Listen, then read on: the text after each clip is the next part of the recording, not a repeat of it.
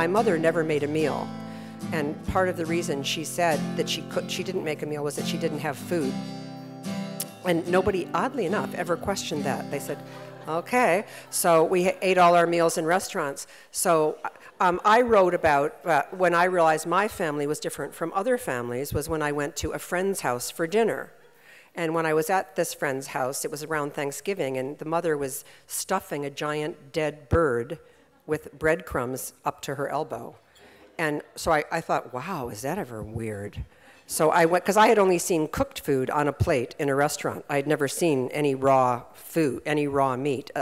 So I went home and told my mother. I said, Mrs. Canavan had her hand in a giant dead bird all the way up to her elbow.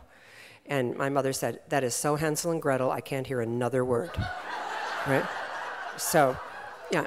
So that was the time in my life when I realized oh, my family is not like other families, right? Some people actually cook meals at home, and I made all kinds of faux pas in relationship to that. Like when I was invited to someone's house for dinner, they'd say, we're having pork chops tonight. And I said, I'll have a burger and fries, right? I mean, having no idea that you couldn't order. Right?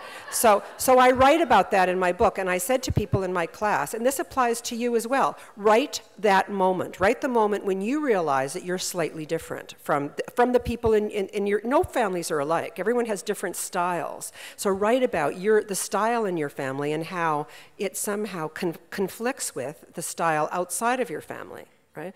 And it's easy to do it. I taught memoir writing at the dreaded Chapters when they first opened, and I taught at the one on Bloor Street at Bloor and Avenue Road, which is an odd Chapters because it takes all of the street people, because they like to come for the coffee and donuts that you get at the class, and it backs up to Rosedale. So you get all of the Rosedale-ites that say, I came here without a penny and I want to write my memoir so people will know how hard you have to work and you can make it, right? And then I would get the street people who would say, can we have the donuts now? Right? I had them write, what is the first time you realized your family wasn't like other families? And one of the street people, because he had to write it to get the coffee and donuts, wrote that he believed that in kindergarten, every single person was there so that they could learn how to tell stories about their family so they could go on to first, second, and third grade. Like that's where you learn to tell stories about your family. Like when someone says, oh, I went to play hockey with my dad, or I went to play, I went to the opera or whatever, then they would, I guess kids don't do that, but whatever. Then he said, oh, I did that too. So he thought that was where you learned to say that kind of thing. And then when he went to someone's house in kindergarten, he realized that in fact they actually did those things with their parents. And he had two alcoholic parents that never took him anywhere.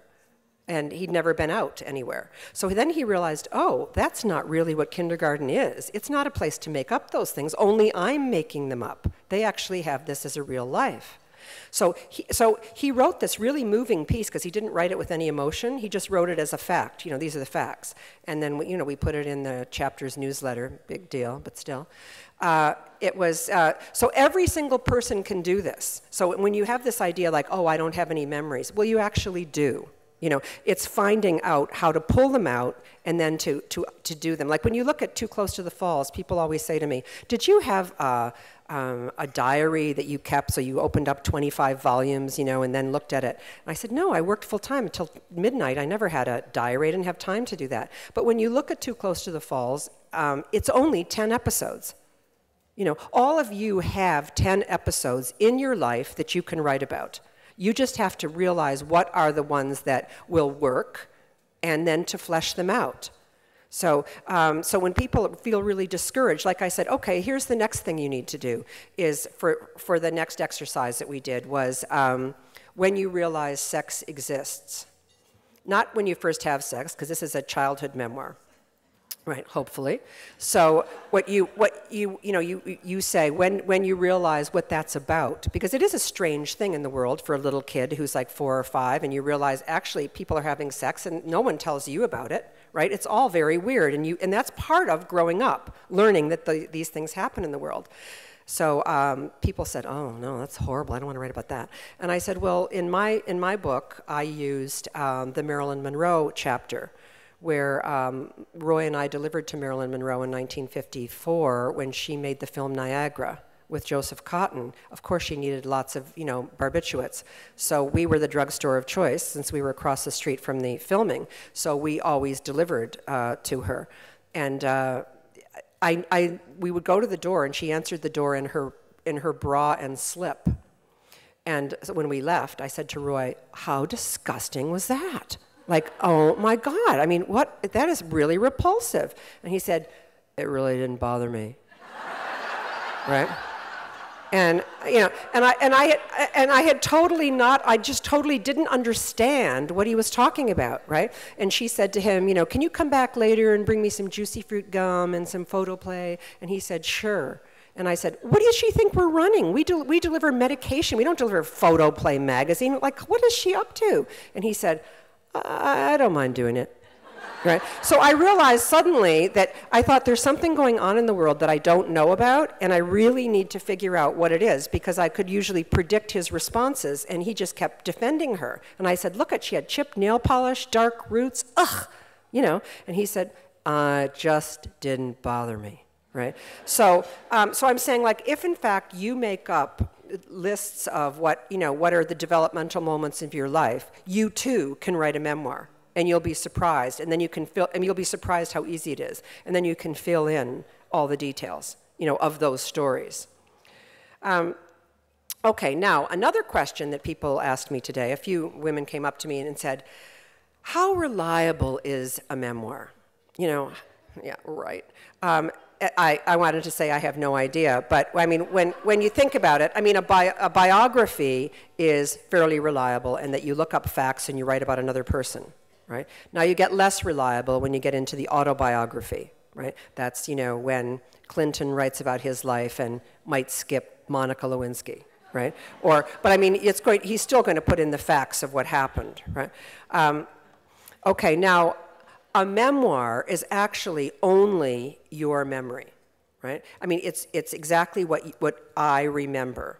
And what is memory? It's a way of reconstructing your past. It's a way of saying, what is my past? And then you look at photographs, and then you remember things. But we only have a few hundred memories, yet we have billions and billions of things in our mind.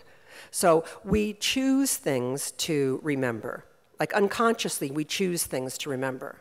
And so we reconstruct our past based on our fantasy of who we are. How reliable is that? I don't know. I mean, it's reliable in the sense that it gives you more of your unconscious than the other two versions. But is it strict reality? I don't know, because I don't know what strict reality is. But when you think about the memory, I'll give you a few examples of how difficult it is to sort out what is real. For example, when I wrote in my memoir that my family lived in a beautiful, beautiful home in Lewiston on the Niagara River with a wraparound porch, and it was really beautiful, and then we moved to Buffalo to a tacky, ugly suburban home. Well, when I went to look at that home in Lewiston that was so beautiful, it was really not that beautiful. It was small, much smaller than I remembered it.